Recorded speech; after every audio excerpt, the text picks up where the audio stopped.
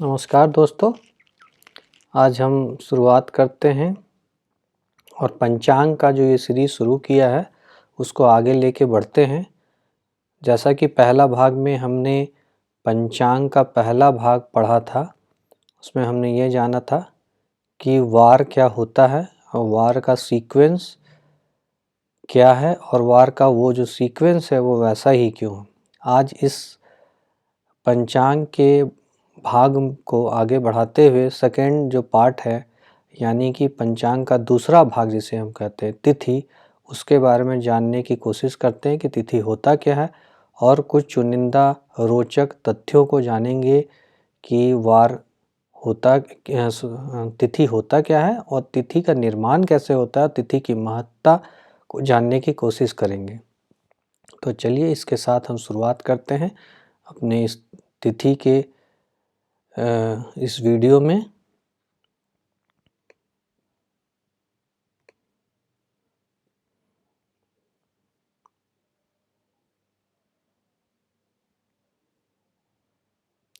तो जैसा कि हम जान रहे हैं कि तिथि यानी ऐसे हम यदि बात करें तो तिथि एक दिन को हम कह सकते हैं कि तिथि है, परंतु ये जो है एक दिन या दिनांक नहीं होता है, उसके समकक्ष यानी उसके समांतर हम बात कर सकते हैं, क्योंकि डेट हम डेली यूज करते हैं। जैसे कि आज की यदि हम डेट की बात करें तो आज जो डेट है वो हमारा डेट, अब मैं आपको दिखाता हूँ कि आज डेट क्या है और तिथि क्या है, उससे स्टार्ट करते। तो पहला देखिए, आज 11 फरवरी 2022, ये दिनांक इंग्लिश कैलेंडर जो शुक्रवार हुआ, जो वार भी बोलते हैं शुक्रवार, 11 फरवरी 2022 हुआ। यदि तिथि की बात करें तो यहाँ आप देखेंगे कि 10वीं तिथि शुक्ल पक्ष मघा मास, मघा जो लिखा हुआ है ये मास हुआ, और ये जो 10वीं लिखा हुआ है ये 10वीं तिथि शुक्ल पक्ष जो है ये तिथि कहलाया। और 2078 जो लिखा हुआ है ये विक्रम संवत, ये यहाँ लिखा हुआ है, देखेंगे आप, विक्रम संवत का 2078वां वर्ष चल रहा है। तो ये जो लिखा हुआ है 10वीं शुक्ल पक्ष मघा मास का, तो ये हम जानेंगे कि 10वीं तिथि है, और इस तिथि के बारे में हम आज सीखने की प्रयास करेंगे कि ये क्या है, और इसको आज हम जानेंगे कि कैसे इसका निर्माण हुआ और आज 10वीं तिथि ही क्यों हुआ, उसके पीछे क्या कारण है। चलिए तो शुरुआत करते हैं। तो सबसे पहले तो तिथि होता क्या है ये हम जाने कि तिथि का निर्माण कैसे होता है और तिथि होता क्या है। तो सबसे पहले तिथि जो है, तिथि जो है वो 12 डिग्री का, जो हम अभी तक एंगुलर, हर चीज़ एंगल में है, जितने भी चीज़ें हैं सब डिग्री में है, अंशों में है। तो 12 अंश का एक तिथि का मान होता है। अब 12 अंश आएगा कहाँ से, तो ये देखिए कि कोई भी सर्कल यानी पूरा भ्रचक्र जो हमारा हुआ वो 360 का हुआ। 360 अंशों का, 360 अंशों को जब हम 30 से डिवाइड करेंगे, क्योंकि नंबर ऑफ तिथि जो है हमारा वो 30 होता है, तो जैसे ही 360 को हम 30 से भागा देंगे तो जो संख्या आएगी उसे 12 होगी। तो यानी 12 डिग्री का, 12 अंश का एक तिथि होगा। तो तिथि का जो सबसे महत्वपूर्ण चीज़ निकला कि पहला महत्वपूर्ण चीज़ वो 12 डिग्री का, वो क्यों होगा, तो 360 डिवाइडेड बाय 30, क्योंकि 30 जो टोटल नंबर ऑफ तिथि इन ए मास, मतलब जो हमने मघा मास अभी पढ़ा था, वो एक मास में 30 तिथि होती है, चाहे हमारा कोई भी मास हो। अब मैं जब इंग्लिश कैलेंडर से इसका तुलना करता हूँ तो आप देखिए, इंग्लिश कैलेंडर में जनवरी फरवरी से लेके जो भी मास है, तो उसमें आप देखेंगे वेरिएशन क्या होता है कि 12 मास वहाँ भी हैं, यहाँ भी 12 मास है, लेकिन अंतर कितना बड़ा है कि उन्होंने एडजस्टमेंट किया, किसी को 28 दिन लिया, किसी को 29 दिन, किसी को 30, किसी को 31। उसमें भी ये नहीं रहा कि पहले 30 कौन रहेगा या लगातार 30 कौन सा या पहला 31 कौन सा रहेगा। तो अब जो हम ये देख रहे हैं, तो इसमें जो है हमारा जितना भी मास रहेगा, चाहे कोई भी मास रहे, चाहे वो जेठ रहे, बैसाख रहे, आषाढ़ रहे, सावन रहे, भादो रहे, सारा मास जो है वो 30 दिन का ही होगा। और ये आज नहीं, ये सदियों से चलता है। ये नहीं कि लूना में मेरा 4 साल हो गए तो एक दिन हमने बढ़ा लिया, यानी जो हम इंग्लिश कैलेंडर में कहते हैं कि फरवरी में 29 दिन का हो जाता है हर 4 साल बाद। ये भी हम लोग एडजस्टमेंट नहीं करते हैं, ठीक है। तो और ये हमने समझा। तो सबसे पहले तिथि 12 अंशों का 12 डिग्री का होता है, ये हमने समझ लिया। दूसरा हमने ये सीखा कि तिथियों की संख्या जो एक मास में यानी एक महीने में जो होता है वो 30 की संख्या होती है, 30।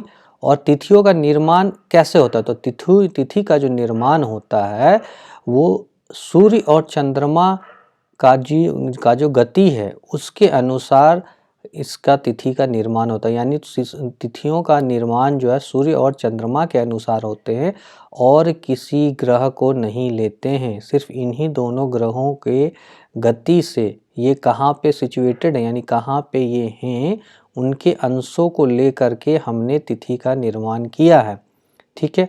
अब तिथि में जो 2 इम्पॉर्टेंट तरह के तिथि होते हैं, तो 2 तरह के मास होते हैं, तिथि नहीं 2 तरह के मास होते हैं। एक पूर्णिमांत बोलते हैं, यानी पूर्णिमा से जो अंत होगा उसे पूर्णिमांत होते हैं। जनरली नॉर्थ इंडिया में ये फॉलो होता है पूर्णिमांत, और जो साउथ इंडिया है वो अमास्यांत होता है, यानी अमावस्या से जो महीना अंत होगा उसे हम अमास्यांत बोलते हैं।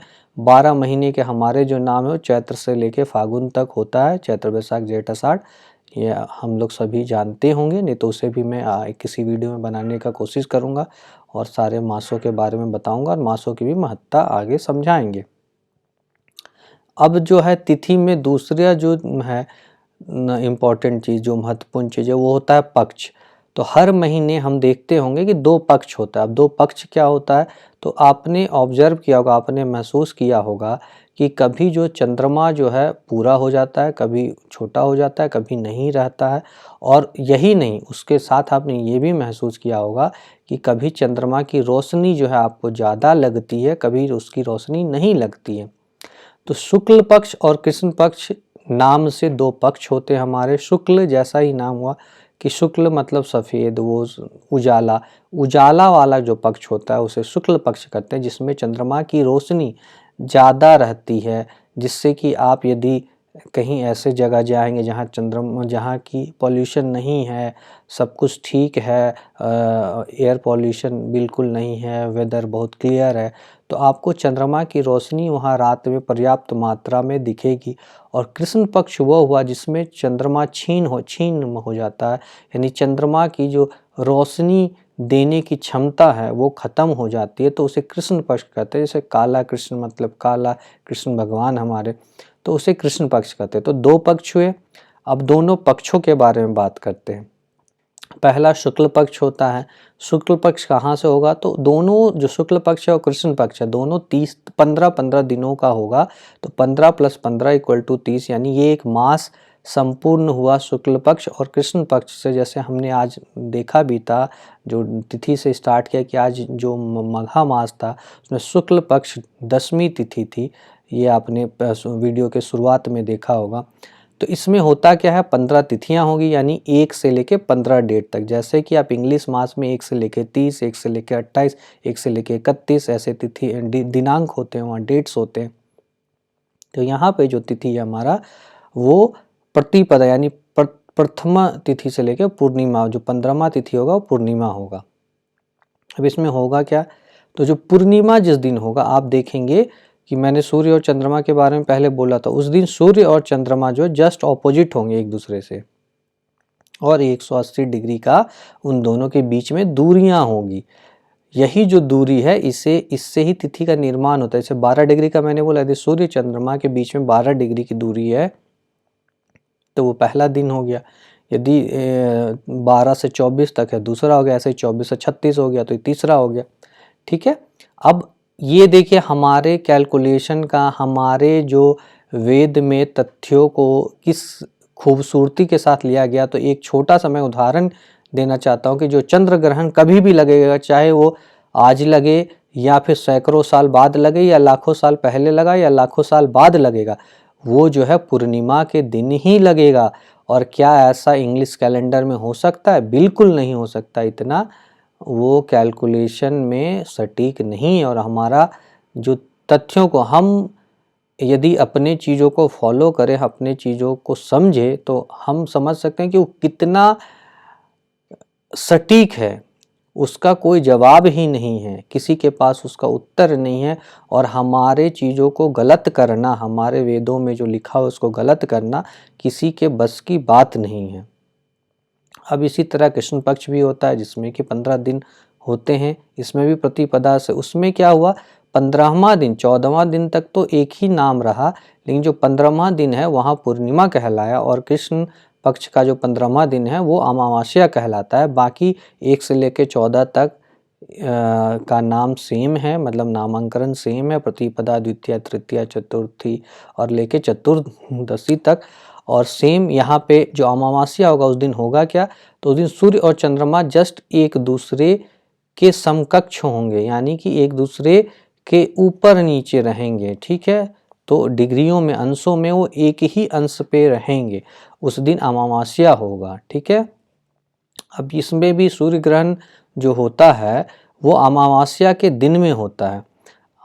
ठीक है, इसको हम समझे। और ये जैसे मैंने पहले बोला, ये सदियों, चाहे किसी भी समय काल का बात कर ले, तो सूर्य ग्रहण जो होगा वो अमावस्या के दिन ही होगा, हमारे अमावस्या के दिन ही होगा।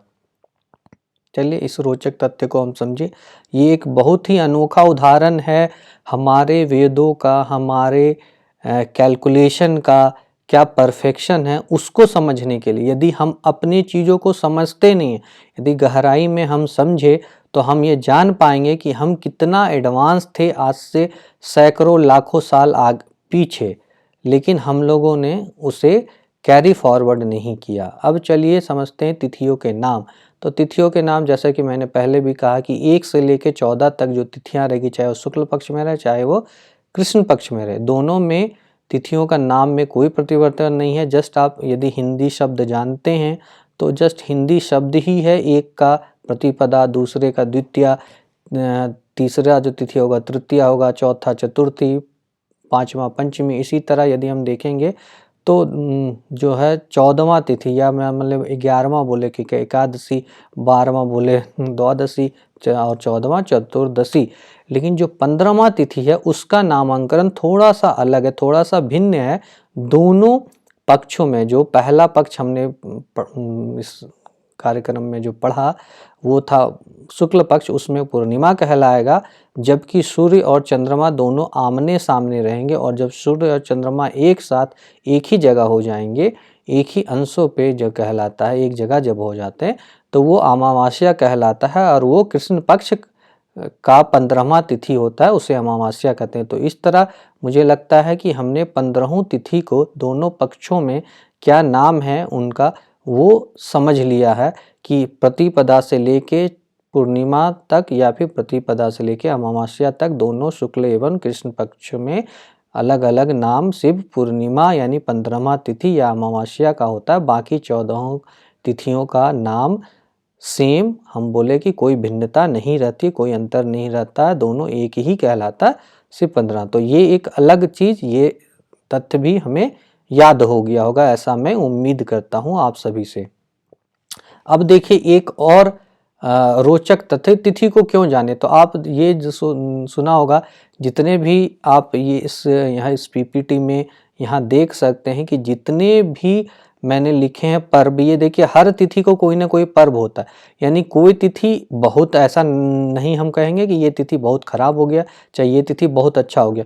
बहुत तो जैसे मुहूर्त का या बहुत चीज़ और के साथ जब निर्माण होता है तब वो खराब होगा, या तब वो अच्छा होगा, तब वो बहुत अच्छा होगा, या तब वो बहुत खराब होगा। जैसे कि आप देखें यहाँ कि पहला गुड़ी पर्व हो गया, दूसरे में मतलब द्वितीय तिथि को भाई दूज होता है, तृतीय तिथि सुना होगा आपने अक्षय तृतीया, चतुर्थी गणेश चतुर्थी या करवा चौथ।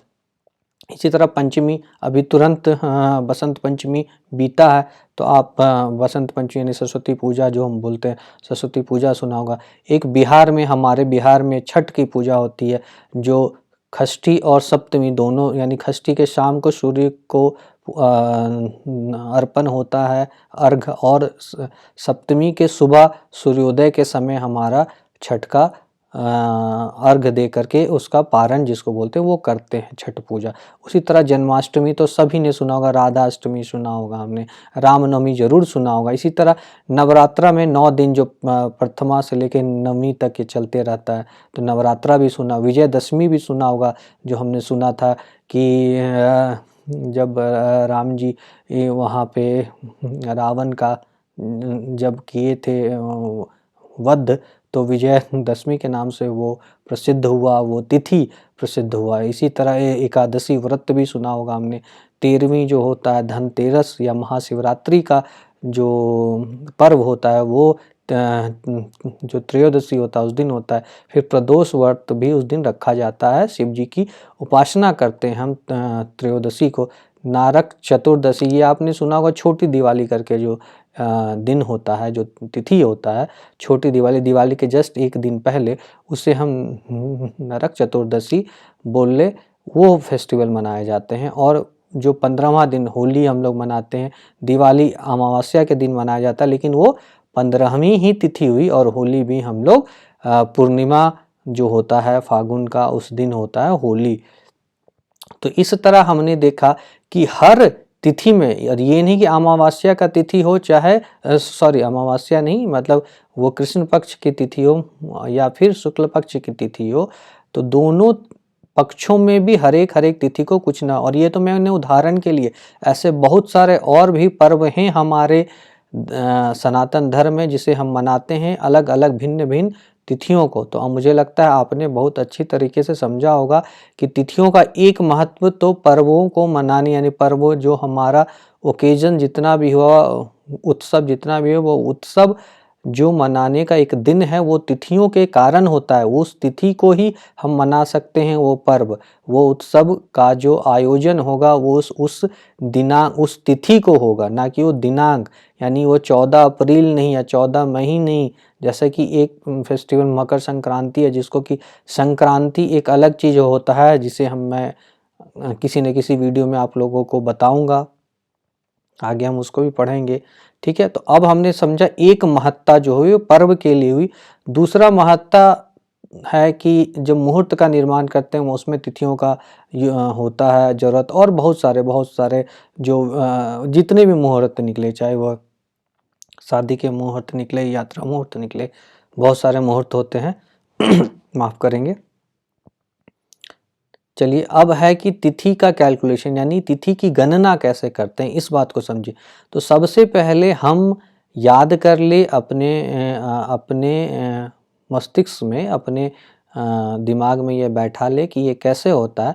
तो तिथि की गणना सिर्फ 2 ग्रहों, सूर्य एवं चंद्रमा, जो ग्रह होते हैं, उन ग्रहों के कारण ही तिथि की गणना होती है। और जैसे कि हमने पहले भी जाना है कि हम जितने भी गणना कर रही है भूकेंद्रिक पद्धति ले रहे हैं, यानी यदि रिलेटिव वेलोसिटी आप कभी जानते होंगे तो थ्योरी ऑफ रिलेटिविटी तो उसमें हम जो है भूकेंद्रिक, यानी हमने भूमि को, यानी अपने पृथ्वी को हमने स्टेशनरी, हमने उसको रेफरेंस पॉइंट माना, उसको हमने वहाँ से गणना की है कि सूर्य कितने डिग्री पे है, चंद्रमा कितने डिग्री पर है। तो पूरे भ्रचक्र को हमने सीखा कि 360 अंशों का है, और 30 दिन तिथियों में, एक मास में 30 तिथियां हुई, तो 12 अंशों का एक तिथि हुआ, इसे हमने समझ लिया। अब आगे हम चलते हैं कि तिथि का कैलकुलेशन कैसे होता है, यानी उसकी गणना क्या उसमें क्या है और कैसे करते हैं। तो तिथि की गणना के लिए एक छोटा सा इक्वेशन हमने लिया है, जिसको कि हम यदि यहाँ पे देख सकते हैं अपने पीपीटी में कि ये होता क्या है। तो तिथि जो होता है भोगांश, यानी चंद्रमा जितना चल लिया है उससे उस भोगांश को हम सूर्य के भोगांश से माइनस जब कर देंगे और उसको हमने 12 से जब डिवाइड कर दें, जो संख्या आएगी वो उस दिन का तिथि हुआ। अब इसमें एक चीज़ और है कि जैसे कि चंद्रमा और सूर्य लिखा हुआ, यानी चंद्रमा आगे होना चाहिए। यदि हम कोई बड़े चीज़ से छोटे चीज़ को घटाएंगे तो एक पॉजिटिव, यानी एक पॉजिटिव नंबर आएगा, अन्यथा निगेटिव नंबर आएगा। तो इसीलिए उस चीज़ को हटाने के लिए यदि चंद्रमा पीछे, यानी कि ये जो संख्या आएगी वो छोटी आएगी, ये आएगी बड़ी हो जाएगी। तो जब ये निगेटिव में हो जाएगा, इसके लिए जब वैसी कंडीशन है तो उसमें हम 180 डिग्री ऐड कर देंगे। ये क्यों होता है? तो जैसा हमने पढ़ा है कि 12 राशियों को हमने पूरा 360 डिग्री का जो भ्रचक्र है उसको 12 राशियों में बांटा है, और कहीं एक से हमने नंबरिंग किया जिसे मेष राशि बोलते हैं या एरीज साइन हम इंग्लिश में बोलते हैं। तो मेष से लेके मीन तक यानी 12 नंबर राशि तक हमने बांटा है। तो ये एक milestone, just as a milestone रखा है कि किसी भी चीज़ को दर्शाने के लिए हमें तो बताना होगा कि ये कहाँ पर है। तो उसके लिए ही सिर्फ राशियों का निर्माण या नक्षत्र का निर्माण किया है कि एज ए माइलस्टोन वो हमें दिखेंगे कि कहाँ पर हैं हम। ठीक है, इसी के साथ आगे दो उदाहरण लेंगे, दोनों तरह के उदाहरण लेते हैं। ठीक है, चलिए ये पहला उदाहरण लिया जिसमें कि चंद्रमा जो है वो सूर्य से आगे है। जैसे कि ये एक स्नैपशॉट आप बोल सकते हैं, किसी भी समय का स्नैपशॉट है। तो जिस भी समय का ये स्नैपशॉट है उस समय चंद्रमा जो है ये 6 नंबर यहाँ लिखा हुआ है यानी कि कन्या राशि में है, और जो सूर्य है हमारा वो कैंसर यानी 4 नंबर राशि यहाँ लिखा है यानी कैंसर यानी कि कर्क राशि में है। कितने अंशों पे है? तो ये 26 डिग्री 33 सेकंड पे है, और चंद्रमा जो है 25 डिग्री 8 सेकंड पे है। ठीक है, इसी तरह हम अब सीखेंगे कि कैसे कैलकुलेशन। तो कैलकुलेशन में हमने पढ़ा भी है कि चंद्रमा का भूगांश यानी चंद्रमा जितना चल लिया माइनस सूर्य का भूगांश। अब इसके कैलकुलेशन कैसे करते हैं उसे सीखते हैं। तो ये पंचमी तिथि आती है, अब कैसे आती है वो हम सिखाते हैं। तो ये जो है आप देख सकते हैं कि एक राशि का मान, जैसे हमने पहले भी पढ़ा था, 30 डिग्री का यानी 30 अंशों का होता है। तो चंद्रमा छठे में था, छठे राशि में था यानी 5 राशि उसने चल चुका है और छठा राशि में चल रहा है, यानी कि 30 गुना 5 प्लस 25 डिग्री का था तो 25 ऐड कर दिया, माइनस 30 गुना 3 क्योंकि सूर्य जो था वो चौथे कर्क राशि में था। तो 3 राशि को उसने भोग लिया और 26 डिग्री चल चुका है उसमें, ऐड किया। जब ये ऐड किया तो 4.9 आया, यानी कि जो तिथि का होगा वो 4 तिथि बीत गई है और 5वां तिथि चल रहा है। तो उस दिन उस समय जो पर्टिकुलर समय जो वो उस जिस समय पे हमने ये ब्रह्मांड का अंश, ब्रह्मांड का एक स्नैपशॉट लिया, यानी कहने का मतलब जब हमने उसका एक पिक्चर लिया तो हम देख सकते हैं क्लियरली कि उस समय जो है पंचमी तिथि थी, पंचमी तिथि चल रही थी, आप ऐसा बोल सकते हैं। ठीक है, इसी तरह अब दूसरा कैलकुलेशन लेते हैं जिसमें कि चंद्रमा जो है, चंद्रमा सूर्य से पीछे है अपने भोगांश में। भोगांश जैसे कि ये आप देखिए 1 से लेकर के 12 तक राशियां हैं। तो एक पहला हमने माना है कि पहला नंबर राशि 1 है और 12वां नंबर लास्ट राशि है। ठीक है, इसी तरह हम देख रहे हैं अब कहाँ है, तो सूर्य आगे है। आप यहाँ देखेंगे कि सूर्य मकर राशि में 10 नंबर में और चंद्रमा 8 नंबर में, यानी चंद्रमा जो है वृश्चिक में है। ठीक है, अब देख ले कि इसका कैलकुलेशन कैसे करेंगे। यहाँ चंद्रमा 19 डिग्री 5 सेकंड पे है और सूर्य जो है 14 डिग्री 6 सेकंड पे है। अब इसका कैलकुलेशन करने के लिए क्या है, जैसे हमने पढ़ा कि यदि चंद्रमा पीछे हो तो ये एक निगेटिव नंबर हो जाएगा। तो निगेटिव नंबर से तिथियां तो माइनस में तो नहीं होगी, तो इसीलिए हमने क्या किया कि इसमें 180 डिग्री ऐड कर देंगे। ठीक है, तो इसी तरह 180 डिग्री को जब ऐड किया, भोगांश ऑफ चंद्रमा, ठीक है, और भोगांश ऑफ सूर्य यानी सूर्य का भोगांश और चंद्रमा का भोगांश को उसी तरह माइनस करेंगे, लेकिन जो है प्लस जो है 180 डिग्री ऐड करेंगे और 12 से डिवाइड करेंगे। तो ये जो है तिथि कितना आया 10.42, यानी कि 10 तिथि बीत गई है, 11वां तिथि चल रही है, यानी उस दिन का जो तिथि हुआ वो 11 नंबर यानी एकादशी। यदि यही 11 पॉइंट कुछ रहता तो 12वीं तिथि होती, यानी 12वां जो तिथि होता है द्वादशी उसे हम बोलते। यदि यहाँ रहता 5 नंबर और 5 पॉइंट समथिंग रहता तो वो षष्ठी तिथि होती। ठीक है, तो अब मुझे लगता है कि कैलकुलेशन जो है किसी भी तरह का आप लोग अपने से तिथि का निर्माण कर सकते हैं। तिथि आप किसी को भी बता सकते हैं कि तिथि आज क्या है। कुछ नहीं करना है, आपको सूर्य का भोगांश चंद्रमा का भोगांश लेना है, सिंपल जो इक्वेशन है उसमें लगा देना है। तो मुझे लगता है कि बहुत ही अच्छी तरह से आपने सीखा होगा कि तिथियों का निर्माण कितना आसान है, और छोटा सा चीज़ सिर्फ हमने सीखा और हमने सब कुछ जान लिया कि तिथि के बारे में कैसे निर्माण होता है, क्या होता है। तो आज जो हमने पढ़ा, पहला तो ये पढ़ा कि आज जो है तिथि जो है कितने अंशों का होता है, तिथि का निर्माण कैसे होता है, और तिथि जो है ये दूसरा भाग, पंचांग में 5 भाग थे, जो पहला भाग हमने वार पढ़ा था, और ये जो दूसरा भाग है तिथि, इसको आज पढ़ा। ये दूसरा भाग पंचांग का होता है। तिथि की महत्ता को हमने जाना, तिथि के साथ कितने पर्व रिलेटेड है, और सारे के सारे पर्व तिथि के अनुसार रिलेटेड है, इस चीज़ को पढ़ा। प्लस तिथि और भी चीज़ों में महत्ता रखती है, और सबसे बड़ा चीज़ जो है, आज को जैसे हम 11 फरवरी बोले यदि, तो उसी तरह आज जो है 10वीं तिथि भी हुई, तो आज के समय को डिनोट करती है। वो जो है आज के समय को हमने तिथियों से समझा। तो आज का समय क्या हुआ, तो जैसे वार में यदि हम बोल ले तो आज शुक्रवार हुआ, और तिथि जो हुआ 10वीं तिथि हुई शुक्ल पक्ष की, और मास जो है माघ मास हुई। तो मास के बारे में तो अभी हम चर्चा नहीं करेंगे, मास वर्ष इसके बारे में भी आगे मैं आप लोगों को बताऊंगा और समझाऊंगा कि वो कौन सा होता है। ठीक है, तो मुझे लगता है बहुत ही आसानी से आप लोगों ने सीखा होगा तिथि का और पंचांग का दूसरा भाग। इसी के साथ हम समाप्त करते हैं। धन्यवाद सब लोगों का, और कोई भी दिक्कत हो, कोई भी परेशानी हो तो आप मुझसे कांटेक्ट कर सकते हैं, कमेंट कर सकते हैं, और कुछ भी इसके बारे में अधिक जानना हो तो कृपया मुझे आप कांटेक्ट करें। ठीक है, सभी लोगों का धन्यवाद।